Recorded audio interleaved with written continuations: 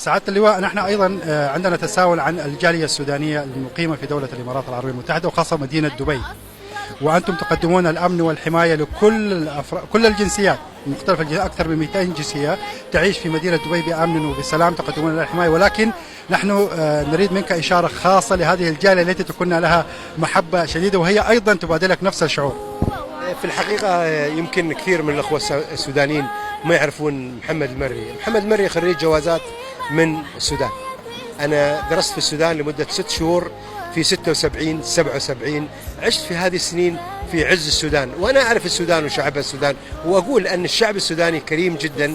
وأعطي مثل للأخوان اليوم لو كان عنده 10 قروش وما عنده غيرهن في جيبه حيشتري لك شاي بها. فهذا هو الشعب السوداني. نحن كلنا بالحمد لله. اليوم أنا أقول لك الأخوان في هذاك اليوم إدارتنا في الجودة أغلبهم يعني من الأخوة السودانيين اللي موجودين معانا، الشرطة كانوا سودانيين، إدارة في التميز سودانيين.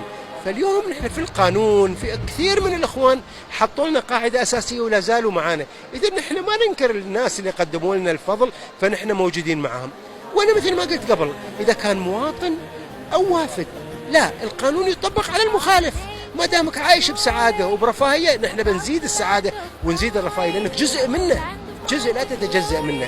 فلا يتوقع أن سوداني أو أي شخص أن احنا بنكون ضده يخالف عن القانون، في نظام يعاقبه. لكن لما نكون سعيد، والله نحن نقولها في دولة الإمارات وفي دبي وفي جميع الإمارات عندنا وفي شعب الإمارات يتمنون السعادة لجميع المجتمع اللي موجود عندنا. المجتمع السوداني إخواننا وأهلنا، وهم نتمناهم أن يكونوا سعداء، ويا مرحبا بهم في دولة الإمارات العربية. سعادة اللواء، سؤال أخيرا، نحن كشعب سوداني نهنئكم، أنتم كشعب أسعد شعب في العالم، ونهنئكم أيضا أنتم كشرطة دبي في أنكم توفروا الحماية وتسعدوا هذا الشعب بأمن واستقرار كبير. سؤال ذو شقين وصعب جدا. اليوم السعادة لما أمشي في الشارع في وسط الليل وألقى كل الخدمات متوفرة لي 100% بكون سعيد. لما أجي وما ألقى أي خدمة متوفرة لي أنا دائما بكون هذاك. وحتى في ديننا الإسلامي طعمهم من جوع وآمنهم من خوف. لما تكون اللقمة في حلج الإنسان يا أخي خلاص أمنت من كل شيء، لأن الإنسان ما يخاف من أي شيء، يخاف من اللقمة اللي هي بتعيشه في حياته.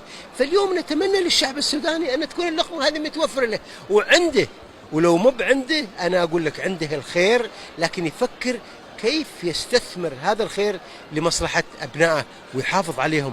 هنا الأمن يأتي بعد الجوع، لكن لا تشتريهم من الجوع وتقول بآمنكم، لا، أول أطعمهم.